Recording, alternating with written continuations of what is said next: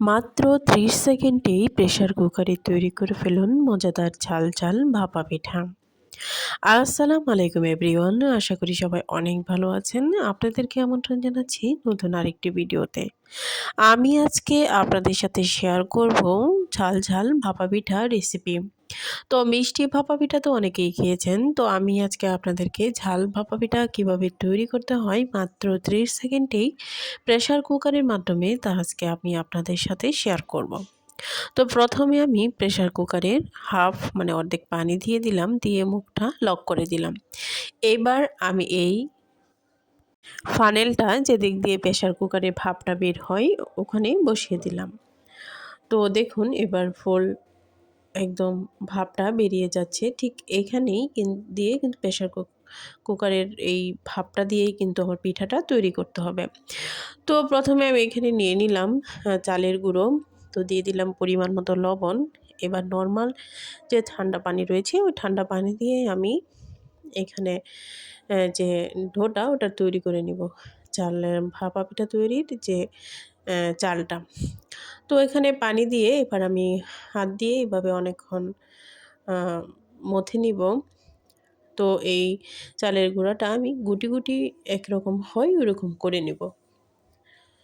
তো এবার দেখুন ঠিক আমি এরকম করে নিয়েছি, হাতে অনেকবার এভাবে ঢলাঢলি করে। তো এবার এই চালনটা দিয়ে চেলে নিতে হবে। তো দেখুন আমি ছিদ্র একটু বড় ছিদ্রযুক্ত চালন নিয়েছি, যেন চালের যে গুঁড়াটা রয়েছে সেটা যেন একটু বড় বড় হয়ে পড়ে, তাহলে কিন্তু পিঠাটা খেতে কিন্তু স্বাদ হয়। এবার দেখুন আমার চালের গুঁড়োটা প্রস্তুত হয়ে গিয়েছে। এখানে আমি নিয়েছি ধনিয়া পাতা কুচি, পেঁয়াজ কুচি এবং কাঁচামরিচ কুচি। তো এগুলা দিয়েই কিন্তু আমি আজকে ঝাল পিঠাটা তৈরি করব।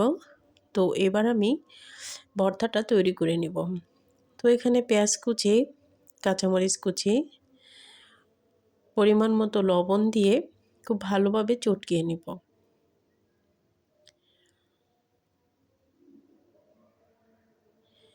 তো এখানে কিন্তু আমি কোনো ধরনের সরিষার তেল বা কোনো ধরনের তেল ব্যবহার করব না। তো এই পর্যায়ে আমি দিয়ে দিলাম ধনিয়া পাতা কুচি, দিয়ে খুব ভালোভাবে যে ভর্তাটা রয়েছে ওটা আমি তৈরি করে নিব। তো এই পর্যায়ে পিঠা বানানোর জন্য আমি রেডি হয়ে যাচ্ছি। এখানে আমি দেখছেন যে ঢাপ বা নারিকেলের যে অংশটুকু থাকে ওইটা দিয়েই কিন্তু এখানে ভাপা পিঠার যে সাজ ওটা বানানোর হয়েছে। তো বাজারে কিন্তু অনেক ধরনের সাজ কিনতে পাওয়া যায়, এগুলো আপনারা ব্যবহার করতে পারেন। তো এখানে আমি চালের গুঁড়াটা দিয়ে এবার ভিতরে মোটামুটি বেশি করেই দিয়ে দিলাম ভর্তাটা। তো আপনারা যেমন ঝাল খান ওরকম মরিচ অনুযায়ী দিয়ে দিতে পারবেন। তো এবার উপরে খানিকটা গুঁড়া দিয়ে এবার আমি উপরেও কিছুটা ভর্তা ব্যবহার করব। তো দেখুন আমি উপরেও কিছুটা ভর্তা দিয়ে দিচ্ছি। তো দেখুন আমার পিঠাটা কিন্তু প্রস্তুত হয়ে গিয়েছে। এবার একটা কাপড়ের সাহায্যে আমি মুখটা উপর থেকে আটকে দিচ্ছি। তো এবার আমি দিয়ে দিব প্রেসার কুকারে যে ফানেলটা বসিয়েছিলাম ওই ফানেলের উপর। এভাবে দেওয়ার পর আপনারা হাতে ঘড়ির টাইম দেখলেও প্রায় 30 মিনিটের মতোই 30 সেকেন্ডের মতোই টাইম লাগবে পিঠাটা হতে। তো 30 সেকেন্ডের মধ্যেই কিন্তু এই পিঠাটা হয়ে যাবে। তো এভাবেই কিন্তু আমি সবগুলো পিঠা তৈরি করে নিয়েছি।